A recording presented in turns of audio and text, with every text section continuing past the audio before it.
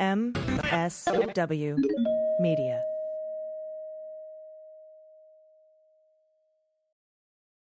Hi, I'm Harry Littman, host of Talking Feds, a roundtable that brings together prominent figures from government law and journalism for a dynamic discussion of the most important topics of the day. Each Monday, I'm joined by a slate of Feds favorites and new voices to break down the headlines and give the insider's view of what's going on in Washington and beyond. Plus sidebars explaining important legal concepts read by your favorite celebrities. Find Talking Feds wherever you get your podcasts. The rule of law is not just some lawyer's turn of phrase. It is the very foundation of our democracy. The essence of the rule of law is that like cases are treated alike. That there not be one rule for Democrats and another for Republicans, one rule for the powerful, another for the powerless, one rule for the rich and another for the poor, or different rules depending upon one's race or ethnicity. To serve as Attorney General at this critical time is a calling I am honored and eager to answer. So yeah, now it's clean up on aisle 45 time. And for a long while yet, it is going to be clean up on aisle 45. Hello and welcome to episode 49 of Clean Up on Aisle 45. It's Wednesday, December 22nd. I'm your co-host, Allison Gill, and with me, as usual, is my co-host, Andrew Torrez. Always a pleasure. We are closing in on that magical 50th episode. We do something special for that. But first, it is time to thank our new patrons, who are Madeline S., Matthew, Cynthia Fell, and Ride to Vote. Thank you so much for supporting the show. Yes, that's right. You literally make the show possible. And if you'd like to get a shout out on the show, plus the ad-free feed, plus our bonus stuff, head over to patreon.com/aisle45pod, AISLE45POD. Sign up for as little as $1 an episode. And now, on with the show. Woo! All right, so we got a complaint filed. It looks like we do. Yeah, I thought that the Durham Sussman indictment was idiotic, but this is the Trump suit against Tish James is like, hold my beer. Yeah, yes. All right, this is a complaint for declaratory and injunctive relief. It's 30 pages long. It's a filing submitted by Trump attorney Alina Habba on behalf of Trump himself and the Trump Organization against Letitia James in the Office of the New York Attorney General. And as you taught me, Andrew, if I scroll to the end, we get the prayer for relief and the jury demand. And so I can understand. How can he ask for relief if no decision has been made and no suit has been filed by the New York Attorney General? So good question. I mean, let's be clear for our listeners, lawyers and non-lawyers alike. You can sue for a declaratory judgment to declare the rights of parties that have a relationship before that relationship has deteriorated, right? That's not an inherently impossible thing.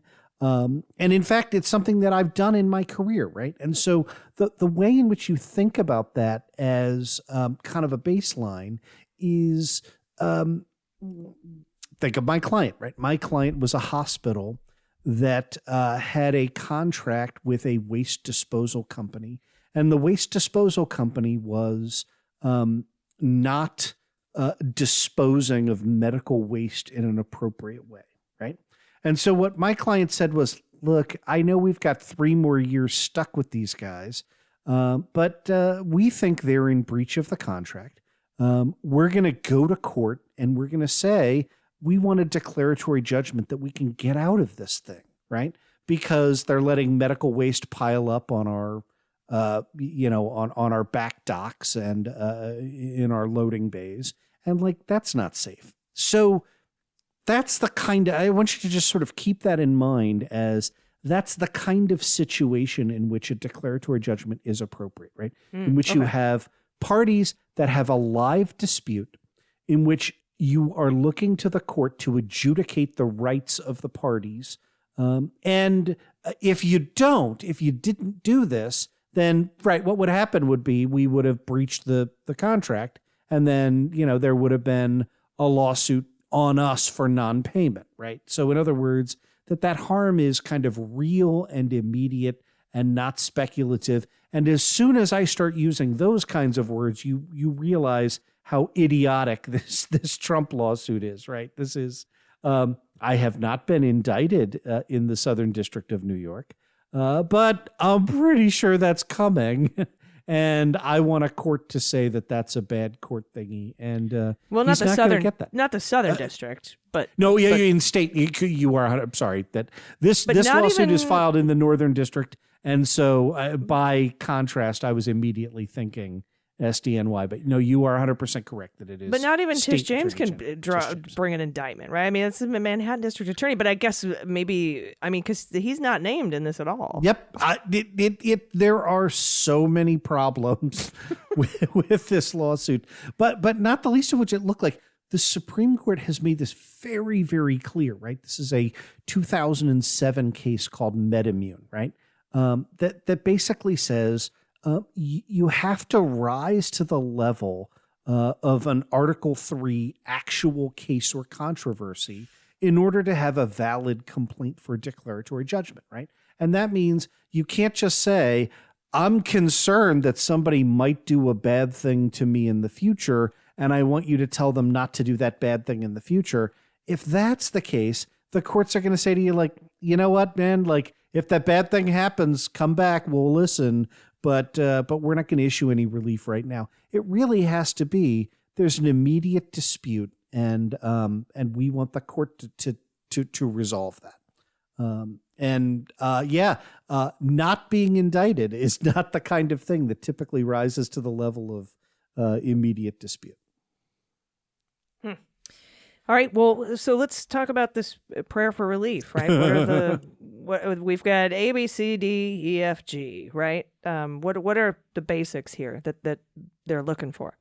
Yeah, and again, this is weird because typically you don't say you don't plead a complaint like count 1, First Amendment, right?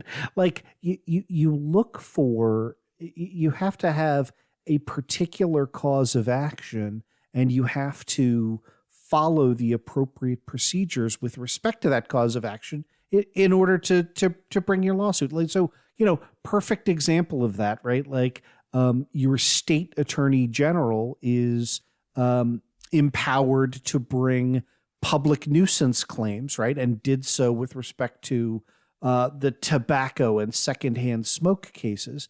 But you couldn't say, like, hey, I think secondhand smoke is a bad thing, therefore I want Philip Morris to pay me $1 billion, right? Like, you have to have both standing and a cognizable cause of action. So this lawsuit says, first, it wants a declaratory judgment that Tish James has violated plaintiffs' rights, privileges, and immunities under the First, Fourth, and 14th Amendments to the U.S. Constitution. It wants a declaratory judgment that the investigations constitute impermissible state action and abusive process. We're going to talk about what abusive process is.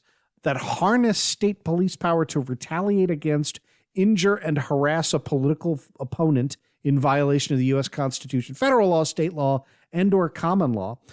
Hint, there's if your political opponent has committed a crime, showing that you are politically opposed to the person who's committed a crime is in no way a defense to why you should not be prosecuted for said crime. But in any event, for a preliminary and permanent injunction pursuant to 28 U.S.C. 1651A, 1983, Rule 65 of the Federal Rules of Civil Procedure, and Local Rule 65.1, requiring defendant to cease or at minimum appropriately limit all ongoing investigations of plaintiffs pending resolution of this action, and for preliminary and permanent injunction pursuant to those same statutory authorities from defendants' ongoing unbounded investigations and enjoining her from being involved in any manner in any civil or criminal action against plaintiffs. And then there's some boilerplate stuff. So there you go. All right. Well, let's break those down. First of all, violation of Trump's rights under the First, Fourth, and 14th Amendments. Count 1 is the violation of the 14th Amendment. Okay. And Trump alleges that Tish James violated Trump's due process by maliciously weaponizing the state police power of the Attorney General by commencing and continuing baseless investigations and fishing expeditions against the plaintiffs, and by commencing the investigations against the plaintiffs in bad faith and without a legally sufficient basis. And Trump bases that on nothing, really. He says that James prejudged his guilt and made improper comments, but doesn't show how she did that. There's no meat to the on the bone. This is astonishingly badly pled, right? Because at every stage of the process that Trump describes here, there are Fifth Amendment checks, right? Like, in other words, you convene a grand jury. That grand jury says, we believe there is probable cause to investigate a potential violation of a crime, right? You can't just, as a prosecutor, say, all right, well, I don't like Allison, so time to start an investigation, right? Well, I would expect us to include something like, well, we have documents and emails telling her, from her, telling her staff to impanel a grand jury to go after Trump because she hates Republicans or something, like some sort of evidence that any of these are baseless and groundless investigations. You know what I mean? There's no. But I want to push back even against that. And so you are correct that does not exist here. There is no evidence of that. There are no allegations that even meet that level of specificity. But I want to push back a little bit, right? I do not know if you had a state's attorney's general office that said, we think Republicans are complicit in X crime, and so I want to investigate all Republicans who have committed crimes Y, Z, A, B, and C. I do not know that would necessarily be any kind of, you would have a remedy on that. And remember, we're talking about, you and I went through this in the Michael Flynn case. I filed a fucking amicus brief on this, right? This is the party that thinks that prosecutorial discretion is unbounded, right? That the prosecutor can just decide to charge whomever they want. I think you have some kind of due process here, but I don't know that like political retaliation against members of your party who commit crimes rises to that level. Go ahead. I'm sorry, I cut you off. Yeah, no.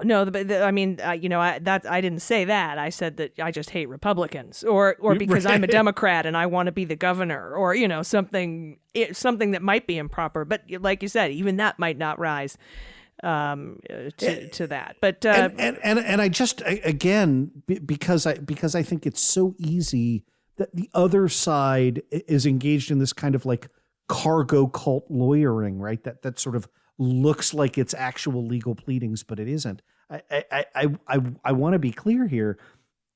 The idea that a prosecutor would, on no evidence, open up an investigation against a political opponent, we already have built-in checks against that, right? Right. The checks against that are the legal standards for impaneling a grand jury and the like. So yeah, that argument is just nonsense. And then I don't know. You want to start with First Amendment? Count 2 talks about the First Amendment.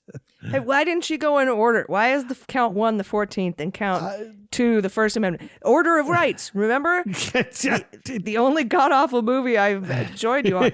You have to start like I don't understand why count 1 is in the First Amendment, count 2 is in the Fourth Amendment, and count 3 is in the 14th Amendment. But whatever, I mean, I guess you don't have to go in order. A fantastic plug, and you are fantastic in the Order of Rights.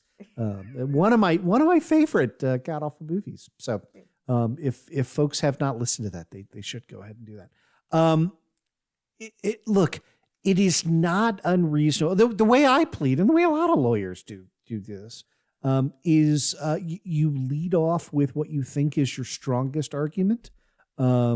And so, in a case that is generally speaking a breach of contract case, right? Like count 1 is going to be the breach of contract. So I get like not following the Order of Rights, but I will tell you, count 1 is not great either. In any event, let's start with count 2 since I decided we were going to start there. Trump alleges that Tish James violated his First Amendment rights. Chew on that one.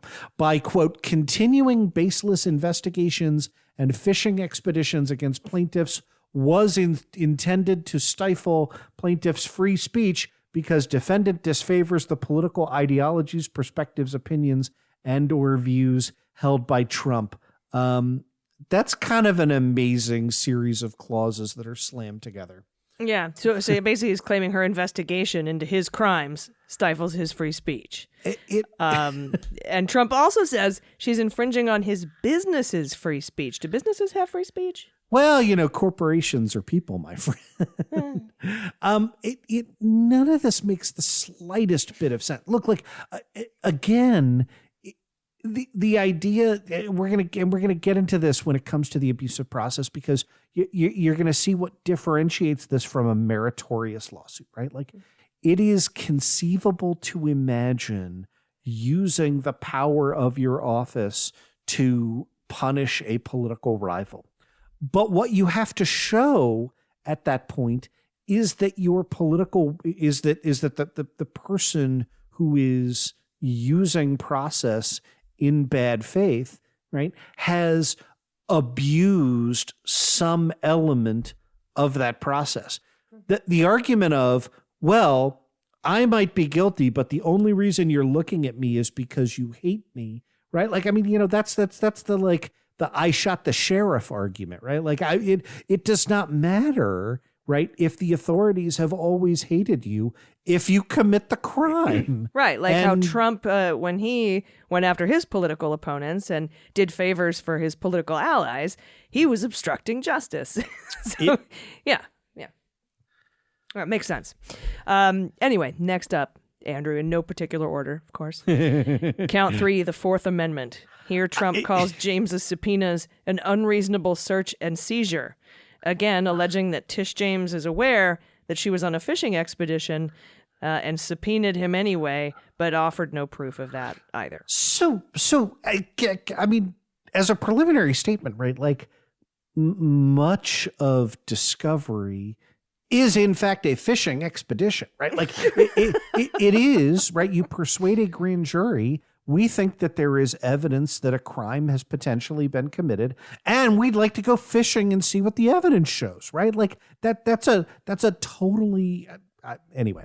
Because if this were true, all subpoenas would be unreasonable search and seizure. Right.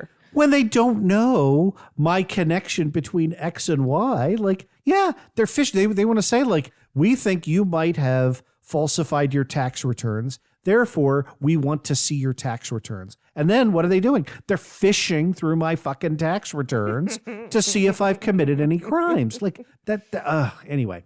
But I guess I want to go a little bit into detail here. That like, this dovetails with my point that all of these have procedural checks, right? So the argument on count 3 on violation of the Fourth Amendment is that defendant was aware that there was no legal or factual basis, justifiable legal or factual basis for the issuance of the subpoenas. Well, you know what? If a subpoena is issued without a justifiable legal or factual basis, there's a process in the law. You move to quash that subpoena, right? You say, hey, you've issued said subpoena, and we are moving to quash it because there is no justifiable legal or factual basis. Oh, and is this one of those things where we're going to get like, why didn't you file a motion to squash the subpoena if you thought it was wrong? Like, he seems to always come late to these legal parties. I mean, I remember in those election lawsuits when like every other minute it was like, you didn't say so at the time, you know? I love the colloquial motion to squash, because I imagine like kind of the jolly green giant like stepping down on it. It's because I've had a correction or two on several occasions in my Good News Sitting Correction segment where somebody said they were squashing subpoenas. I know I couldn't help but bring it up. It's delightful. But yeah, no, that among the many arguments that will be deployed to dismiss this lawsuit without having to answer it is your remedy against a subpoena that is improperly issued is to move to quash the subpoena, right? Is not to come to the court for a declaration that the subpoena was a bad court thing. So, all right. So that's that. Up next is the allegation that Tish James participated in an impermissible state action and an abusive process. And I've been teasing this. This is count 4 of the complaint. And the allegation quote is, by issuing the above mentioned subpoenas, again, already discussed that, defendant intended to compel Trump to discontinue his political career, to hinder his bid for re-election in the 2020 presidential election, and or to compel plaintiffs to see, that's Trump and the Trump org, to cease business operations in the state of New York. Again, let me say this. If this is one of these where like the entirety of the response at law is so what? Right? Like it was very, very clear when states' attorneys general filed suit against Philip Morris and the tobacco companies in the late 90s in connection with secondhand smoke, that their justification was to wring as much money out of Philip Morris, right? Or you might think about the opioid cases against the Sacklers, right? States attorneys generals would be like, yeah, I would like to fucking drive Purdue Pharma out of business. I'd like to make sure the Sacklers never make another dime again. You know why? Because they committed crimes, right? And so you could concede the entirety of this allegation of she wanted to drive Donald Trump out of business. Well, yeah, if your business is artificially inflating your real estate to defraud the public, I'd like to drive you out of business. Yeah, Andrew, if I were responding to this as a lawyer, I'd be like, and as to count 4, please see lawsuit against the Trump Foundation, the end. I would like to. So this is totally incoherent in its conception, but I want to add, it is also legally incoherent, right? And that is that the allegation of abusive process, and we saw Sidney Powell and by and through her, co-conspirator Howard Kleinhendler raise this same argument, right, against Dominion voting systems, right? To say that abusive process means that you filed a lawsuit against me because you don't like me. That's not what abusive process means. No. Abusive process means that you have filed a lawsuit against someone because you don't like them. That's part 1. And part 2, that you have improperly used the process in order to gain an advantage. So let me give you an example of what that would mean, right? If I were to threaten to sue you because I hate you, I don't. I love you dearly, but let's suppose, right? This goes sour, and I threaten a lawsuit against you because I hate you. That's not abusive process. But suppose, because I know my lawsuit is bullshit, I don't actually file the lawsuit, but I do hire a process server and I give him a copy of the lawsuit, and he shows up at your house and kicks in your door and says, this lawsuit's been filed against you, and boom, here you go, you've been served, right? Then I have abused the process, right? I have used the process in a way that I know is inappropriate to further my personal vendetta against you.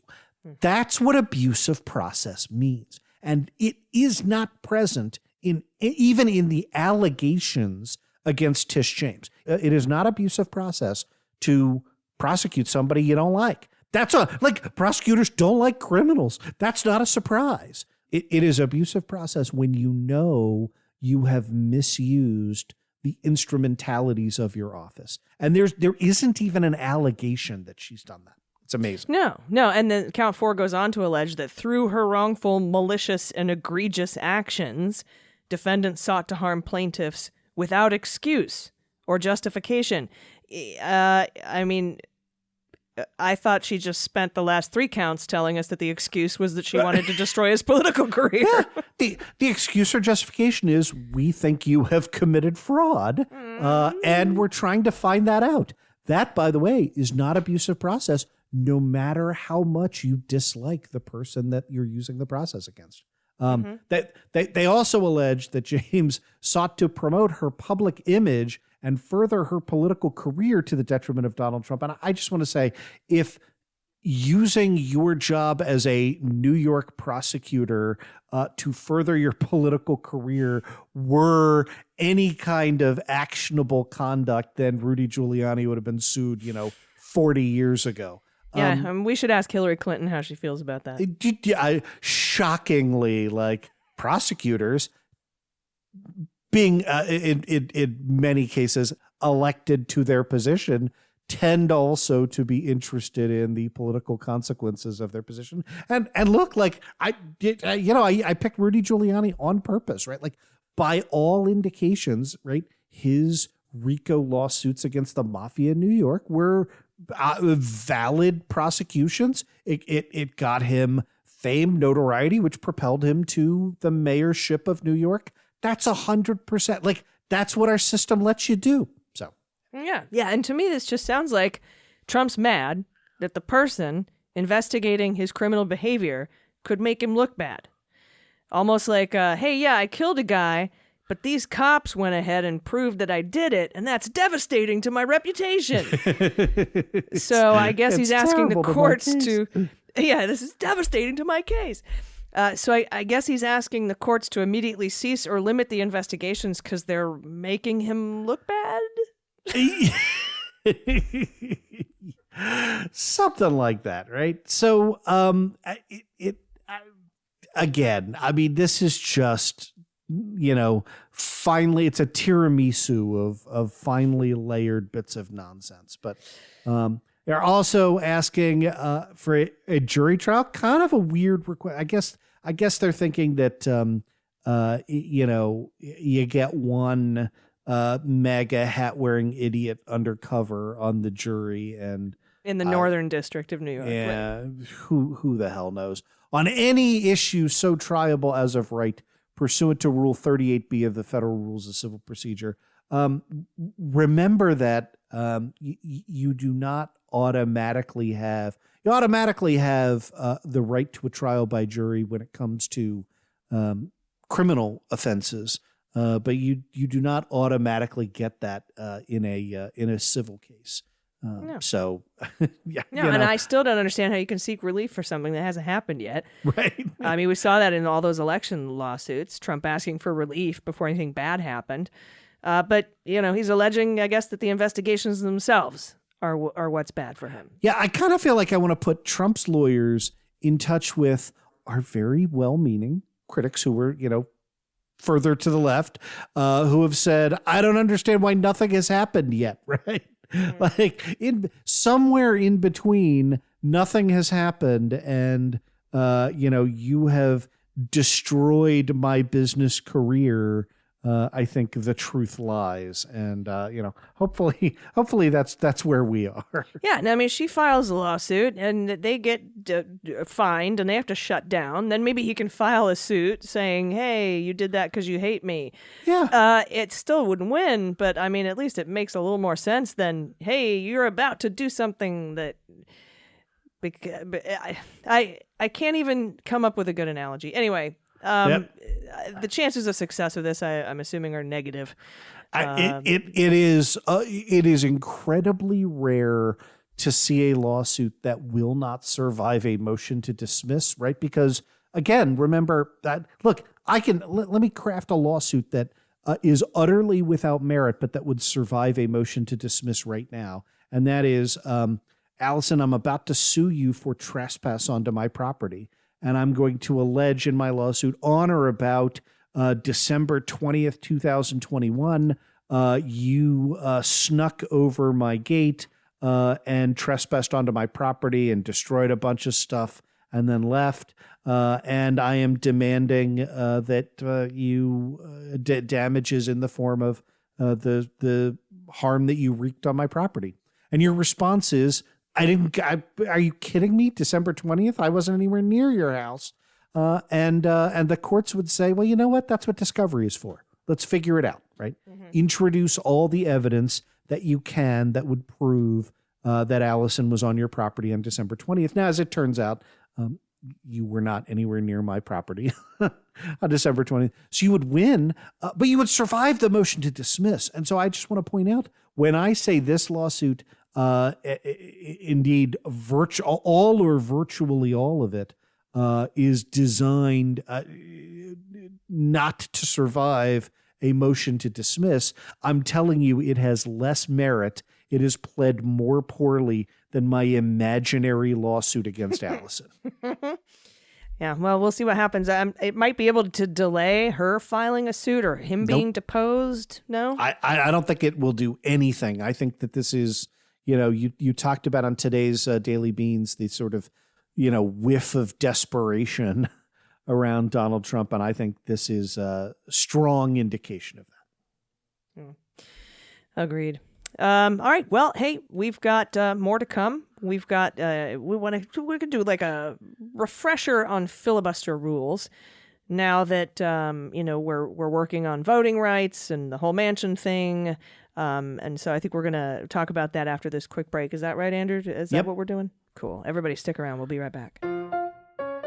Hey everybody, it's Allison, and today's Cleanup on Aisle 45 is brought to you by Policy Genius. Are your home and auto policies almost up for renewal? Are you trying to get rid of USAA because they advertise on Tucker Carlson? Well, let's let Policy Genius look for a lower rate for you. Just head to policygenius.com, answer a few questions about yourself and your property, and Policy Genius will show you price estimates for policies that fit your needs and help you also understand your options. The Policy Genius team can look for ways to save you more money too, and if they find a better rate than what you're paying now, they'll switch you over for free. They do it for you. Policy Genius has saved customers an average of $1,250 a year over what they were paying for home and auto insurance before. Their licensed experts will help you understand your options and apply for a policy. And here's the cool part, the Policy Genius team works for you, not the insurance companies. So you can trust them to offer unbiased help and advocate for you at every step of the way until you're covered. Policy Genius doesn't add extra fees or sell your info to third parties. And they have thousands of 5-star reviews across Google and Trustpilot. Since 2014, Policy Genius has helped over 30 million people shop for insurance. So head to policygenius.com to get your free home and auto insurance quotes and see how much you could save. That's policygenius.com. You'll be glad you did. All right, everybody, welcome back. So the big political news this week is a showdown between Biden and Manchin, the Joes, the Battle of Joes, with Manchin saying he will not vote for the Build Back Better Act. And not just that, he went on Fox News to surprise everybody with it. And the Biden administration suggesting a pivot to voting rights. And a lot of people are wondering, why does the Senate sometimes require 60 votes and sometimes not? So we're here to explain exactly what a filibuster is, and you can share out this episode with friends who are looking to figure all of this procedural stuff out. Yeah, so we begin with Article 1 of the Constitution, right? That sets out the respective powers of the various branches of government. Article 1 is about the legislature, the Senate and the House, right? And Section 5, Clause 2, put a pin in that, says that each chamber has the authority to determine its own rules and proceedings, right? So you don't need to pass a law, right? The House sets its rules without input from the Senate or the president. The Senate sets its rules without input from the House or the president, and neither of them, outside of a couple of extreme examples that are not relevant here, like violating substantive rights or something, none of those internal procedures of either chamber of Congress are reviewable by the courts. Equal branch thing. Yep. So we have the standing rules of the Senate, and Rule 5 specifies that those, quote, shall continue from one Congress to the next Congress until they are changed as provided in these rules. And Rule 22 says you need 2/3 of Congress, that's 67 votes, to change the rules.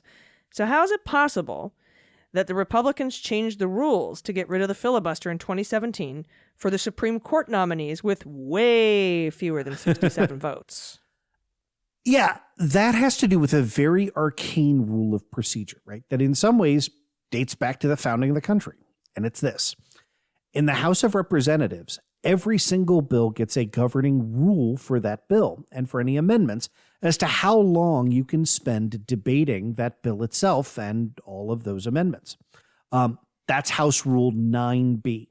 And after that time for debate is over, you get to move the previous question. And that means, okay, debate's over, time for a final up or down vote on the bill. That's Rule 13. So at the end of the day, every bill gets resolved in some way.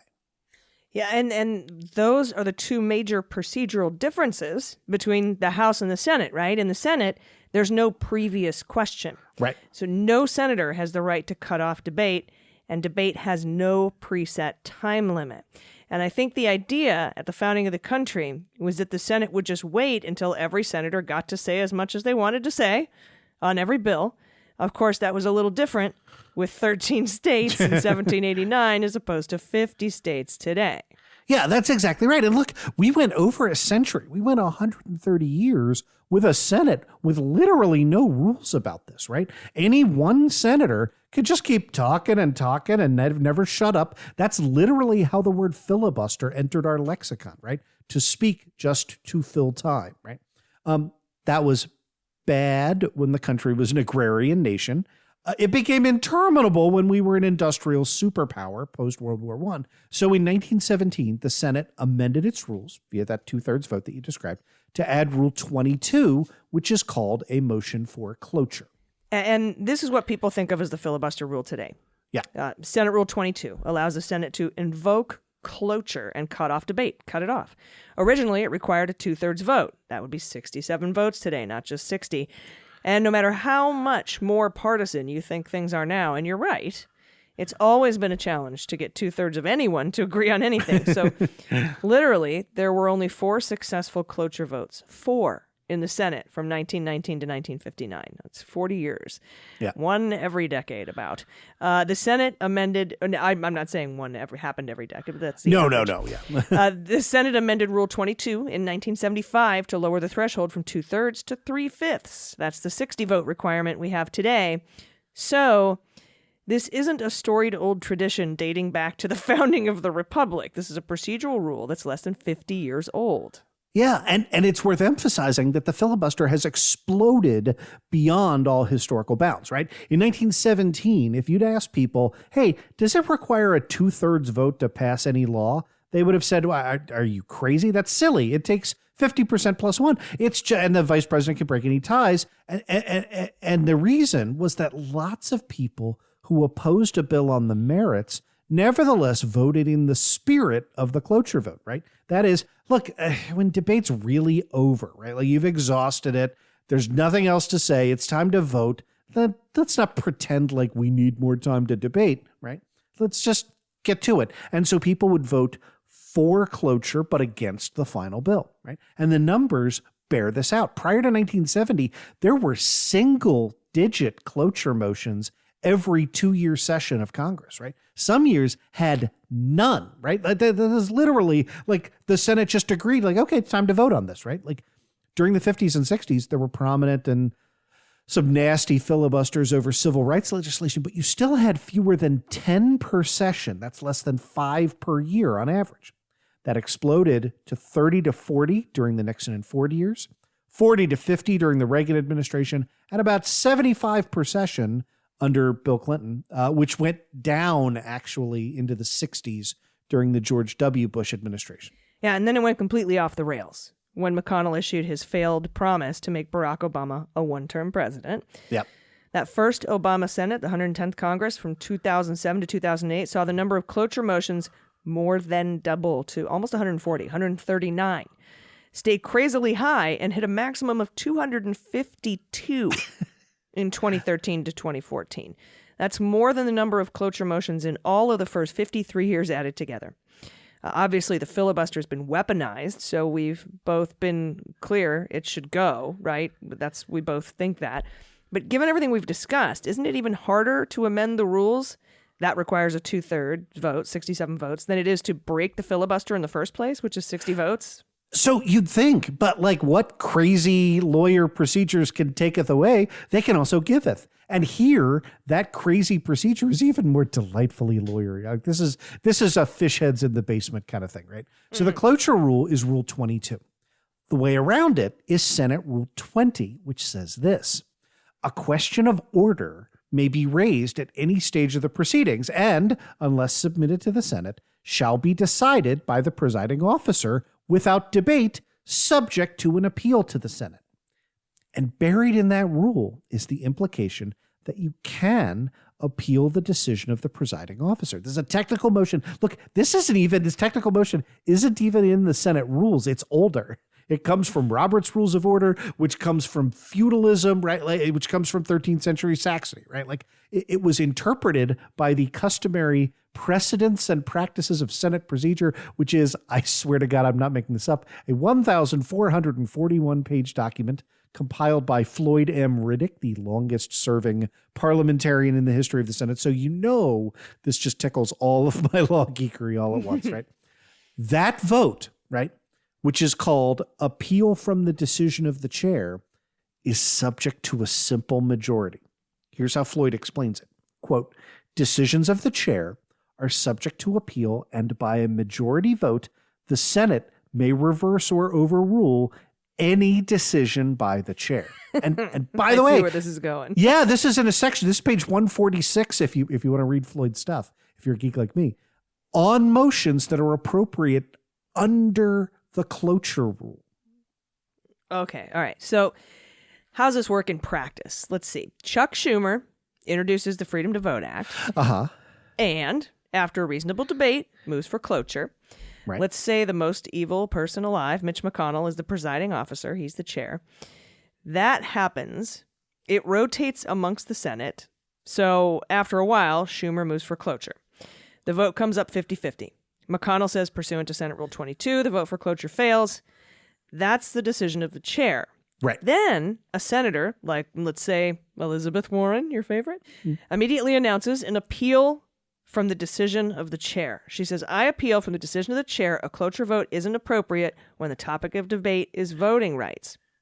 And then on the basis of that argument, it goes back to the Senate, and the same 50 votes, and Kamala Harris is there to cast the tie-breaking 51st vote, can say, yep, Mitch McConnell got it wrong. Rule 22 definitely doesn't apply when we're debating voting rights, and that's the decision of the majority vote, right? That's exactly right, right? So 50 plus 1% can overrule 60 votes. So that all stems from the basic principle in Article 1, Section 5, Clause 2 that I told you to put a pin in that says the Senate can make its own rules. And we know this works because this is how the Senate made exceptions to the filibuster for judicial nominees. That's how we wound up with just 51 votes being necessary for Kavanaugh, for Gorsuch, for Barrett, right? And the Senate could theoretically appeal from the decision of the chair for literally anything, right? The only question is, and I cannot stress this enough, will 50 plus one tiebreaker senators vote for it? And there's no punishment, right? There's no law or procedure or rule that this breaks. Nope. And there's nothing to stop a future Congress from undoing it, from appealing from the decision of the chair saying, no, you need 60 votes after all? Nope. So it's literally just, does Joe Manchin want to pass voting rights? Yep. And the Supreme Court can't pull any shenanigans or anything? I mean, look, I don't want to say that the howler monkey contingent can't find a new way to debase itself, right? But the law here is super clear, and I don't think the Supreme Court would want the unintended consequences of ruling that the judiciary can second guess how the Senate interprets its own rules. But unless they do pass voting rights, and then it's challenged in court, and it goes up yeah, and gets gutted again. That is different than ruling on the nuclear option to break the filibuster. That would be on the merits of the legislation itself, which I am terrified as to, how the anti-democratic Supreme Court is going to try and gut that. Yes. Yeah. I mean, they did it to the other Voting Rights Act. Yep. So there you go. The filibuster is a function of the cloture requirement. It's relatively new. It's only been taken to insane levels since the Obama administration. And the only question is, do you want to continue to abide by this rule that obviously benefits the party of obstruction, minority rule? So we will see what happens. Indeed we will. All right, everybody, we got comings and goings right after this. Stick around. I'm Greg Oliar. 4 years ago, I stopped writing novels to report on the crimes of Donald Trump and his associates. In 2018, I wrote a best-selling book about it, Dirty Rubles. In 2019, I launched Prevail, a bi-weekly column about Trump and Putin, spies and mobsters, and so many traitors. Trump may be gone, but the damage he wrought will take years to fully understand. Join me and a revolving crew of contributors and guests as we try to make sense of it all. This is prevail. Hey, everybody, welcome back. It's time for comings and goings. But first, I have a couple quick cleanup items this week, Andrew. Ooh. Pentagon officials, who I'm very mad at right now for the NDAA and gutting the Military Justice Act. But anyway, Pentagon officials are issuing new detailed rules about prohibiting service members from actively engaging in extremist activities. The new guidelines come nearly a year after some current and former service members participated in the attack on the Capitol. Yeah, senior defense officials tell the Associated Press that fewer than 100 military members are known to have been involved in substantiated cases of extremist activity in the past year, but they warn that the number may grow given recent spikes in domestic violent extremism, particularly among veterans. Yep. And officials say the new policy doesn't largely change what is prohibited. It's more of an effort to make sure troops are clear on what they can and can't do while still protecting their First Amendment free speech rights. And for the first time, it's far more specific about social media. Yeah. So the new policy lays out in detail the banned activities, right? The prohibited activities, which range from advocating terrorism, supporting the overthrow of the government, to fundraising or rallying on behalf of an extremist group, or liking or reposting extremist views on social media. That's interesting, even just liking. Yeah. And these rules also specify that commanders must determine two things in order for someone to be held accountable. First, that the action was an extremist activity as defined in the rules. And second, that the service member actively participated in that prohibited activity. Yeah, and that is standard language in any kind of rulemaking. In other news, in a major step to fight climate change, the Biden administration is raising vehicle mileage standards to significantly reduce emissions of planet-warming greenhouse gases. That is reversing, of course, a Trump-era rollback that loosened fuel efficiency standards. Yeah, a final rule issued a couple days ago, Monday, would raise mileage standards starting in 2023 model year cars, reaching a projected industry-wide target of 40 miles per gallon. 40 miles per gallon by 2026. That's fast. Yeah. And I like this. The new standard is 25% higher than a rule finalized by the Trump administration last year and 5% higher than a proposal by the Environmental Protection Agency in August. And doesn't that respond to the, think of how much it costs to fill up your tank at the pump? Anyway, very good news that the administration is continuing to do what it can without Congress to try and fight the climate crisis. It would be nice if we could get some legislation in there as well. And with that, let's take a look at some comings and goings. Yeah, for sure. All right, while the roadblock continues in confirming nominees, President Biden continues to move expeditiously to fill the pipeline with new names. Announced this week, Paul Monteiro, nominee for Director of the Community Relations Service at the Department of Justice. Laura Ross, nominee for Member of the Board of Directors of the Corporation for Public Broadcasting. 4 USDA State Directors for Rural Development, David Baker, Betsy Dirksen, Betsy Dirksen Londegren, and Brian Murray, and Arlisa Armstrong. So that's USDA, Directors for Rural Development. And that's going to be really important in the coming, as we start to expand broadband and do all that stuff. Mm-hmm.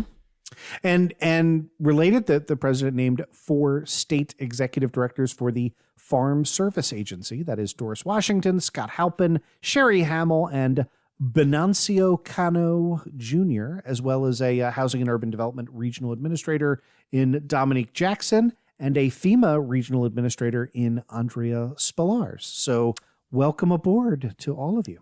Yes, welcome aboard. And in some sort of a, backroom deal, we were able to get some more federal judges pushed through.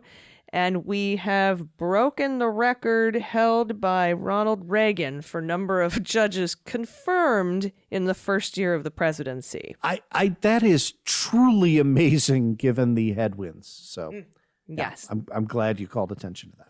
Yes, because back then when he had like 17 or 18, filibuster things, we're up to 252. So, considering, like you said, the headwinds, the fact that we've had to deal with Cruz and Hawley and all this awful stuff, he's doing his best he can to reshape those courts. So that is our show. Thank you, everyone, for listening, and a special thanks again to our subscribers, our patrons, who make this show possible.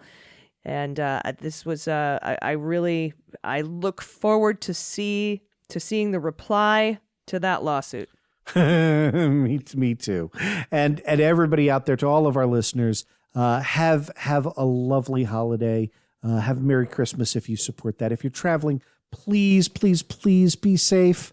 And listen to us while you do that. And we will see you next Wednesday. Until then, I have been Andrew Torrez. I've been Allison Gill, and this is Clean Up on Aisle 45. I thought I was going to say the 45. How I snuck in there. This is Clean Up on Aisle 45. You're keeping all this on the outro. We'll see you next week. Bye-bye. Clean Up on Aisle 45 is written, researched, and produced by Allison Gill and Andrew Torrez with editing by Molly Hockey. Our art and logo design are by Joelle Reeder and Moxie Design Studios, and our music is composed and performed by Adam Orr. Clean Up on Aisle 45 is a proud member of the MSW Media Network, a collection of creator-owned podcasts dedicated to news, politics, and justice. For more information, visit mswmedia.com.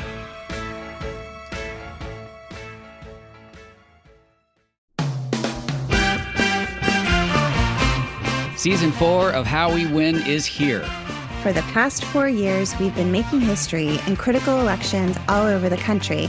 And last year, we made history again by expanding our majority in the Senate, beating election-denying Republicans in crucial state house races, and fighting back a non-existent red wave. But the MAGA Republicans who plotted and pardoned the attempted overthrow of our government now control the House, thanks to gerrymandered maps and repressive anti-voter laws. And the chaotic spectacle we've already seen shows us just how far they will go to seize power, dismantle our government, and take away our freedoms. So, the official podcast of The Persistence is back with Season 4. There's so much more important work ahead of us to fight for equity, justice, and our very democracy itself. We'll take you behind the lines and inside the rooms where it happens with strategy and inspiration from progressive changemakers all over the country. And we'll dig deep into the weekly news that matters most and what you can do about it with messaging and communications expert, co-founder of Way to Win, and our new co-host, Jennifer Fernandez-Ancona. So join Steve and I every Wednesday for your weekly dose of inspiration, action, and hope. I'm Steve Pearson. And I'm Jennifer Fernandez-Ancona. And this is How We Win.